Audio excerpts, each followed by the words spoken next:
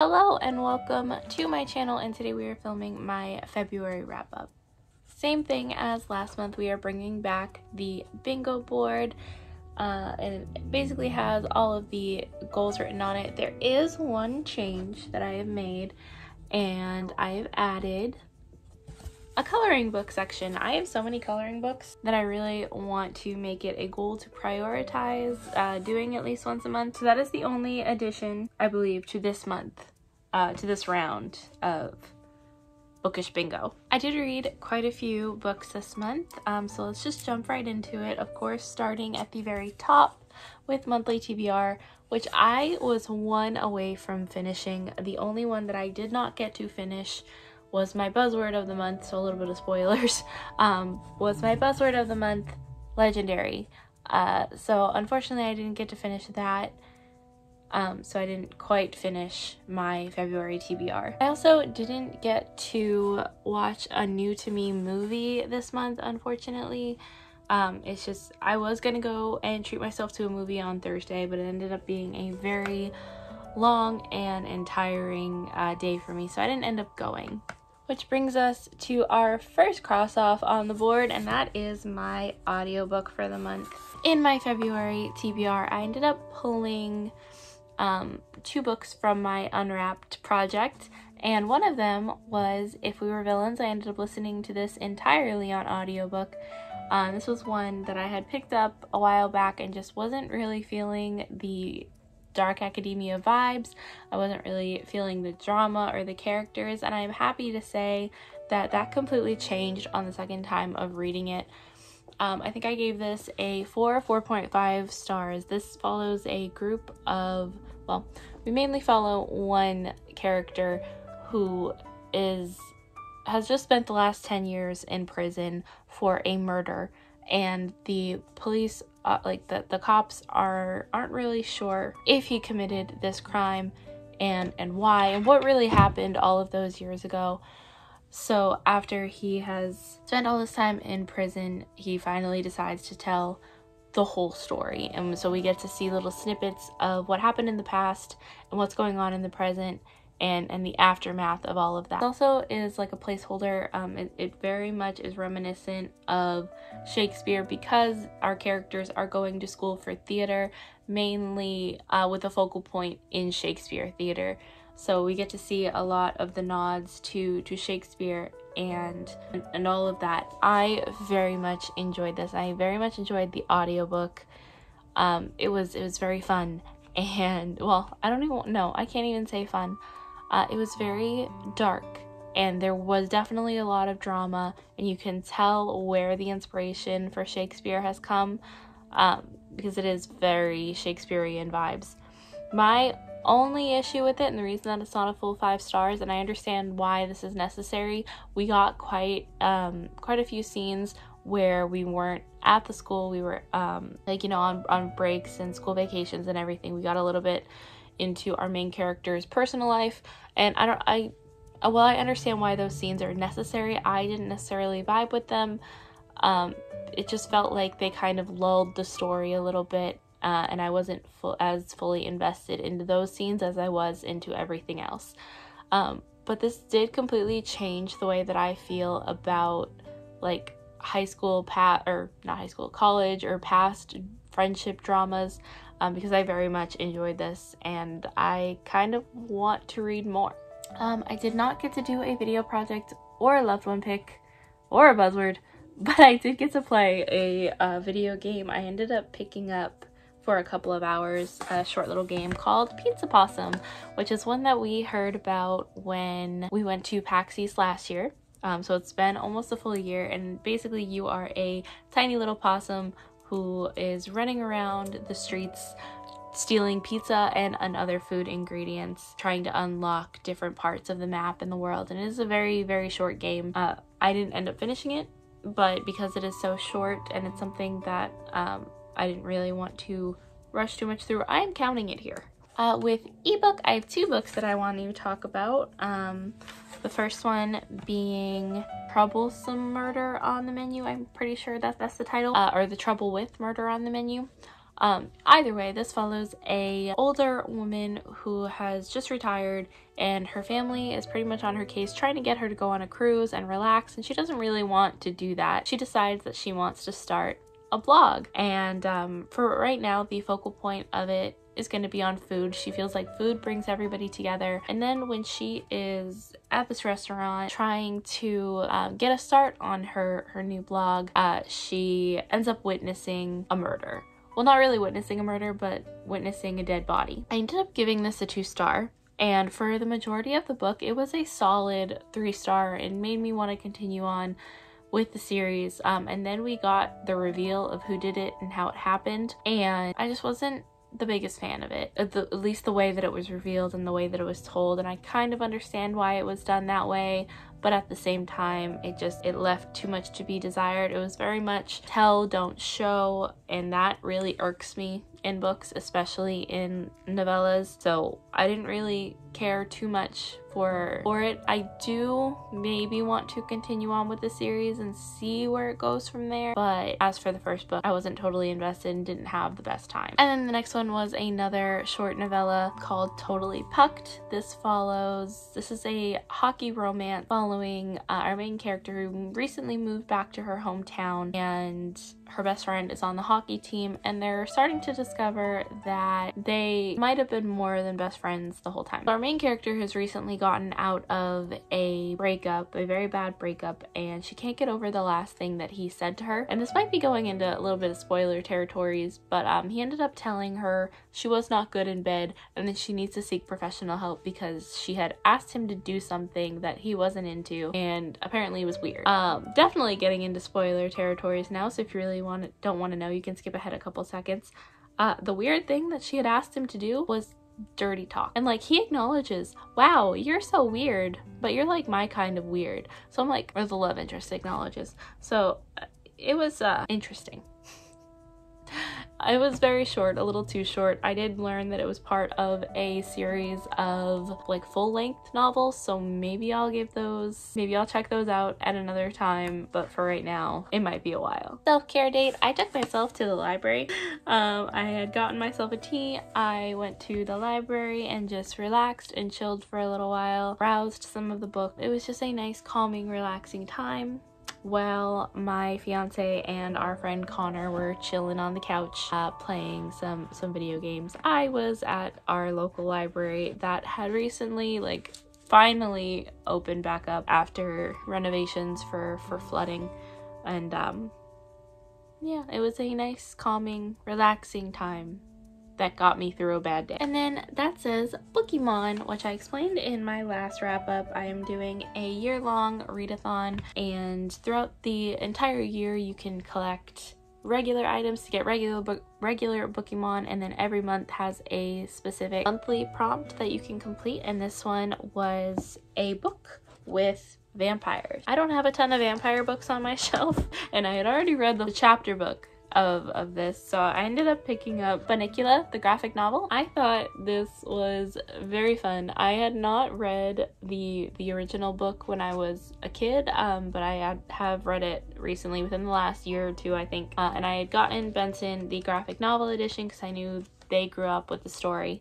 So, if you don't know what this is, this follows a family, mainly a dog and a cat, who have welcomed a new animal, a new bunny, into their household, and our cat main character thinks he's a vampire and is set to prove it. I really enjoyed this. I think it is very fun. I have read Dracula, and there were a couple of little moments that you could tell were inspired by Dracula. I thought it was very fun, but there's not much else to say about it than that. And then manga. So I did finish the rest of Assassination Classroom. That is done. I am incredibly sad about it, and I talked about it in my last video, or my last wrap up. I'm very sad to see it end, but that's the whole point of this challenge, is to finish or start and finish new manga series that I know I'm gonna love.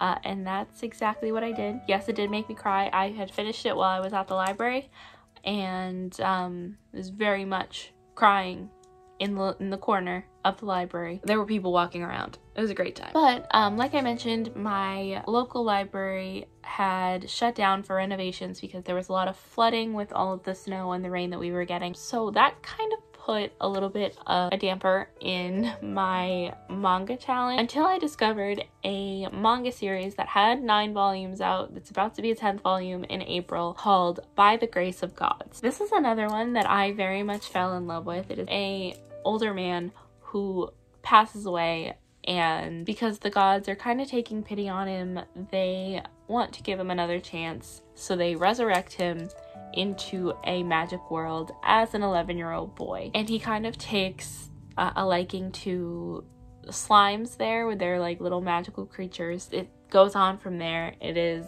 a very fun series.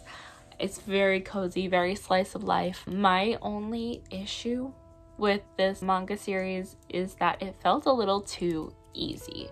There was really no time or point where I was like, oh, our main character is gonna find some trouble. No, we kind of always knew how and when he was gonna get out of it, so it didn't feel as suspenseful. And I know, like, it's a cozy manga, it's not really supposed to be suspenseful or mysterious, but like I would have liked for at least a little while to feel like, oh, something's going on with our main character. So I am completely caught up with that. I did read all 9 volumes, and I will be on the lookout for volume 10 hopefully very, very soon. That says upload, which I didn't upload at all in February. I am so sorry. It was an interesting month. But for my free space, I ended up picking up The Raven and the Reindeer. This was for Polarathon, where you are supposed to read like polar fantasy inspired books, but you can really read anything. And this is a Snow Queen retelling following, oh god, what is her name? Gerda. And her best friend of her entire life has been taken by the Snow Queen, and she has to find a way to save him and to get him back while meeting new people and gaining new knowledge and new adventures. I very much loved this. It was very much reminiscent of the Snow Queen, and it was sapphic, so that is an equal bonus. I love it. I loved it very, very much. It's making me want to read more from T. Kingfisher, because it's my first experience reading her books outside of her middle grade series, The Hamster Princess. I don't really know what else to say about this. It really followed the basic plot of the Snow Queen. It did add a little bit of elements like the sapphic element, but other than that, it pretty much followed the template of the Snow Queen. It was very direct and straightforward. It was very short, and I very much enjoyed it. For our date night, we spent the weekend in Boston. We went to the Bruins game, we had dinner, we had some ramen, well, went to a bunch of bookstores and just had a nice little quiet night away from all the chaos that is our lives. And then Unwrap, which I had told you I had already unwrapped if we were villains, and Circe, which I finished very late last night, but I did manage to finish it. This is the tale of the Greek witch Circe and all of her adventures in life, all of her conquests, who she has met. It's very much her tale, but it's not just her tale. It is really the tale of ancient Greece and the gods and the inspirational people that have been told many, many times over. It's really like a history book with Circe at the main focus. And this is very slow. I was watching a reading vlog the other day where someone had also read this book for the first time, and one of their main complaints was it's very slow. If you don't know much about Greeks and Greek mythology, you might not enjoy this as much, because it was very much what did she say exactly? She said something along the lines of it felt very name droppy, which is very much a point that I agree with her on, because everybody she meets, we go into the full history, and even people she doesn't meet, we go into the full history of what happened and why. So it's very much like a history book from Circe's point of view. I agree, and it was very, very long and very slow. There's not a lot of action or adventure. We're really just following Circe and how she came to be the witch and the person that she was and that she was known to be. I did still very much enjoy this, and I'm glad that I read it and decided to give it a second chance. I don't think it was as impactful as A Song of Achilles, though, which I had read quite a few years ago and pretty much sobbed the entire way through. I loved it very, very much.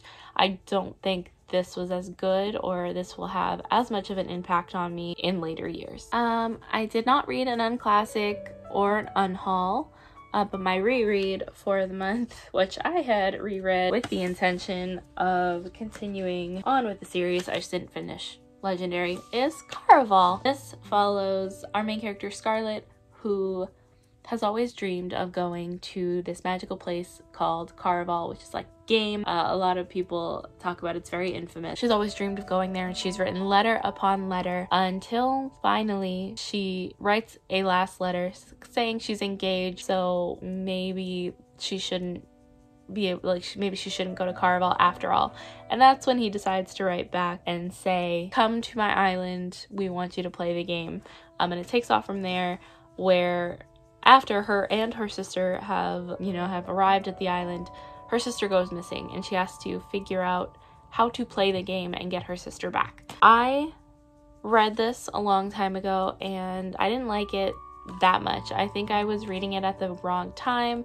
I wasn't really enjoying it. I didn't really want to read it, but I kind of pushed myself to read it because I had just read another book that I had given 1 star. Didn't like it all. I feel like I was in a little bit of a book hangover. So I think I read this right after and I was like, not feeling it.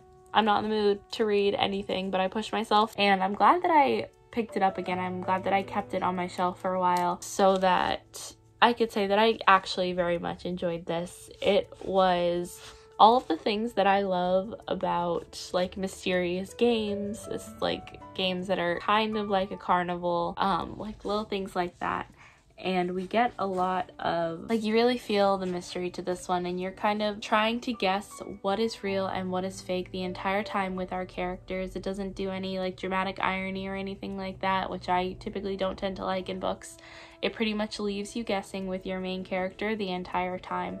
And I had gotten about a little over halfway into Legendary and just didn't end up finishing the audiobook for that one, which stinks because I really wanted to finish it. But I mean, I still have the audiobook available, and I'm planning on finishing it very soon. I also reread kind of on a whim, kind of for Pokemon that the Pokemon readathon I'm doing.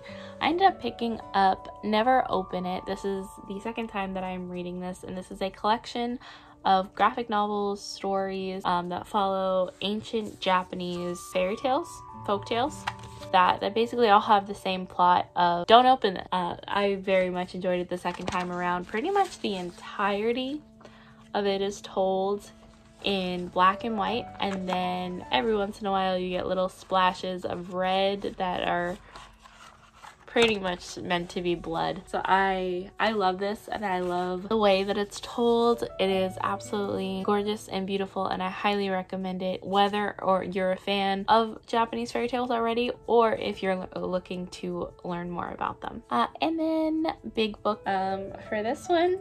Big book to me means any book over 400 pages. I know most people think it's 5. I say 4. For this one, I finally ended up picking up and finishing In the Lives of Puppets by TJ Klune. And I don't think I enjoyed this nearly as much as I enjoyed the other 2 that I have read from this author, Under the Whispering Door and House in the Cerulean Sea. I don't know what it is about this one, and as much as I loved the adventure and how fun it was, and the characters that we follow, and of course all of the meanings of family, I don't think I felt as connected to these characters, and maybe it was because I listened to it on audiobook, because the narrator for the audiobook kind of made all the characters sound very whiny, even when they weren't whining. And I'm sorry, I don't like to critique audiobooks like that, but I couldn't feel connected to the characters when they just sounded like they were whining all the time. I had watched another vlog featuring this book, and somebody said that even though it's supposed to be a Pinocchio retelling, it felt very Wizard of Oz retellings, and I feel like that is a correct statement. I love the Wizard of Oz, so I felt like this is a good mix of the Wizard of Oz meets Pinocchio. I'll probably tell you what it's about. I don't think I did that, but we follow Vic, who is our main character, and he is the only human in this kind of little robotic civilization. It's just him, his father, and 2 robots that he's created. And then one day he discovers a new robot that he decides to repair which ends up causing trouble when he gets his father kidnapped, and they have to go rescue him and figure out what's going on and why his father's been kidnapped and everything like that. And like I said, I don't think I enjoyed this as much as the other two, but it was still a very fun, heartwarming story. I did not end up doing a book club book, which no surprise to me, but I did participate in a readathon. I participated in Polarathon, which, like I mentioned, is a week-long readathon hosted by Jade from JD Ray Reads, where the goal is to read polar fantasy books, but it's kind of opened up to the point where you don't really have to read polar fantasy. Pretty much anything you read during that week counts, but you get bonus points for completing the prompt. And she has kind of started dedicating it to be a charitable event, because you have the option to donate every 100 pages you read $1 towards the Polar Bear Foundation. So it's very fun and nice and a great way to give back. Nonfiction. I did read a nonfiction this month. I ended up reading the nonfiction that Benson got me for Christmas. Welcome to the United States of Anxiety. This is one that I am not sure if it's going to stay on my shelf or not. I don't know. I don't necessarily think you need to agree with everything that is said in nonfiction, especially when it's like a nonfiction like this, where it's mainly opinion based, but like it very much felt like, and it was her saying, this is how I get rid of my anxiety, and it wasn't really offering, and not that it has to, but it wasn't really offering other ways to like try to get rid of your anxiety. And if anything, there were times in this book that I felt anxious about things that I hadn't even considered in the past. So I don't think this book did a very good job of trying to get me out of that anxious mindset. If anything, it added on to my list of growing anxieties already. With that being said, I did very much agree with some of the things that she said, and I appreciated the stories that she told and how she tried to relate it to everyday life and everyday aspects and not just her own. I just don't know if I'm ever going to reread this, so should it really stay on my shelf, especially since I don't think Benson's ever gonna read it. I mentioned putting my coloring on the bingo board, and of course I didn't get to it. I added it probably about a week into the month, and I never dedicated any time to just sitting down and coloring, but we're gonna get better at that this month, I hope. And then lastly, for my series pick, I ended up picking out the Wells and Wong series. So I got Jolly Foul Play.